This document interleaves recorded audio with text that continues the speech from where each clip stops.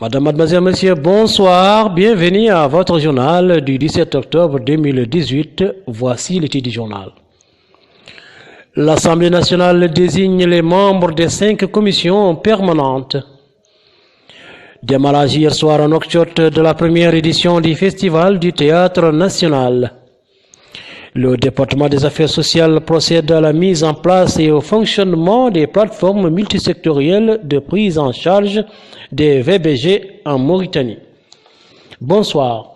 D'abord, le courrier du président de la République, son Excellence, M. Mohamed Ould Abdelaziz, président de la République, a adressé un message de condoléances au souverain marocain, le roi Mohamed VI, suite au déraillement de l'un des trains dans la zone de Bougadel, près de la capitale Rabat, et qui a coûté la vie à de nombreuses personnes et entraîné plusieurs blessés.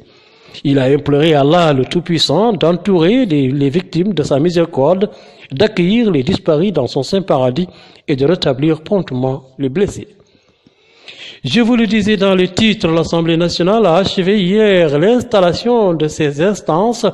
Les membres de ces 5 commissions permanentes ont été désignés aujourd'hui au cours d'une plénière présidée par Boudjel Ould Ahmed, le premier vice-président de cette institution parlementaire.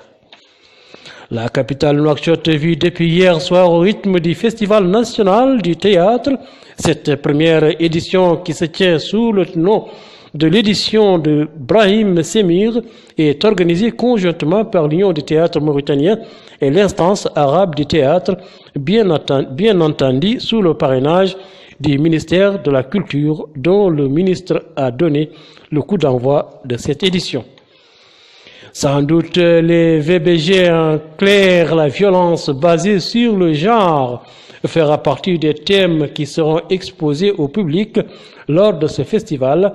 Cette problématique était en tout cas au centre des discussions qui ont animé l'atelier qui a consacré aujourd'hui la mise en place et le fonctionnement des plateformes multisectorielles et de prise en charge des VBG en Mauritanie.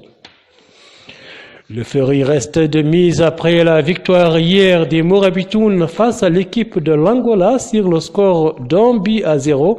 Déjà avec 9 points, le 11 national a un pied bien implanté au Cameroun en attendant sa rencontre avec le Botswana et le Burkina Faso. Actualité internationale nous amène en Syrie. Le passage de Kénétra, fermé depuis des années à cause du conflit israélo-arabe, a été réouvert le lundi ainsi qu'une route vitale vers la Jordanie. L'ouverture de ce passage fermé depuis 4 ans est l'aboutissement d'un accord entre l'ONU, Israël et la Syrie. Le passage de Kénétra est le seul point reliant la partie du Golan occupée par Israël depuis 1967 au reste de la Syrie. Le 6 octobre, des centaines d'habitants de Majdal Sham sous contrôle israélien avaient manifesté près de la ligne de séparation en brandissant des drapeaux syriens et des portraits de Bachar al-Assad pour réclamer la réouverture du point de passage. Madame, mademoiselle, messieurs, merci de nous avoir écoutés. Passez une excellente nuit.